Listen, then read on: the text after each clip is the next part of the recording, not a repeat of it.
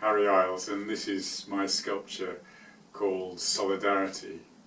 And I thought it might be useful if I just tried to explain a bit about how I made it and why I made it, what feelings I was trying to hold and convey in this beautiful piece of walnut.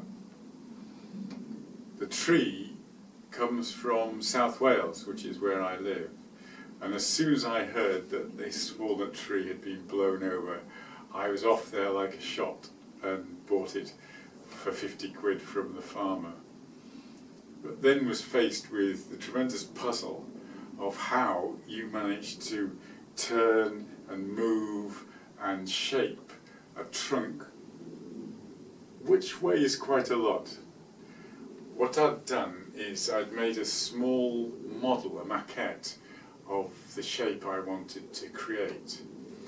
And so I was able to start making the first big cuts into this piece of wood with a chainsaw, and then in the field with a car jack roll the trunk of it and make some more cuts in and just take weight off until at last it was light enough, or at least not too terribly heavy, that I could get it into a lorry and back to my studio.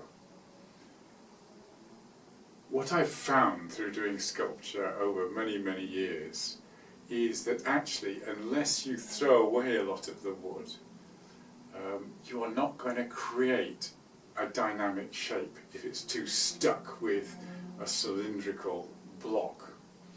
You have to make thin shapes in order to make wide shapes. And what I'm trying to do is show a dynamic relationship between two people here. A great big Z, if you like. And that lies at the heart of the feeling behind this sculpture. It's called Solidarity, and that is a feeling which lies within trades unionism, it lies within political action, the linking of people, perhaps from quite different places and circumstances, in a common cause. And here we see two people linked, and I was very pleased that I was able to carve that quite intricate shape of those 10 fingers locked together in the middle, the linking between these people, perhaps one in a situation that we've come to know of war, of prison, of oppression, situations that I've not personally encountered and would find terrifying. People who are struggling in the most desperate conditions, and others who can see the justice of their cause, whether it is in Palestine or in South Africa against apartheid, or one of the things that inspired this sculpture was the struggle in Nicaragua to bring in basic health services against the terror that was imposed upon them by the Contra-Americans supported groups at the time. And my experience of this link is not that I am supporting those people. And when I've been in Africa, when I've met people from those struggles, it's quite a different experience, as you will probably know, because people can be quite inspiring. The strength and courage and the warmth and humanity and the hospitality and gentleness of people is really inspiring. So what I was trying to convey here was not a sense simply of one person helping another, but something more profound, which is the way that people in struggle can actually buoy up and inspire our better political ideals. There is so much to learn from people in those places.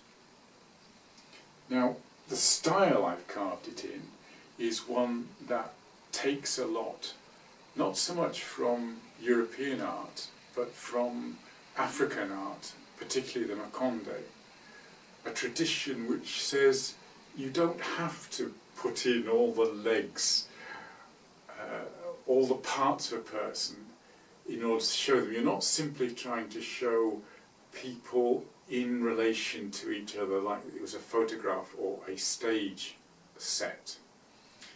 If you're trying to show the relationship between people, and that's what this sculpture is about, you can actually take a leap of imagination and show something that comes across, I hope, as a symbolic, almost like a dream image.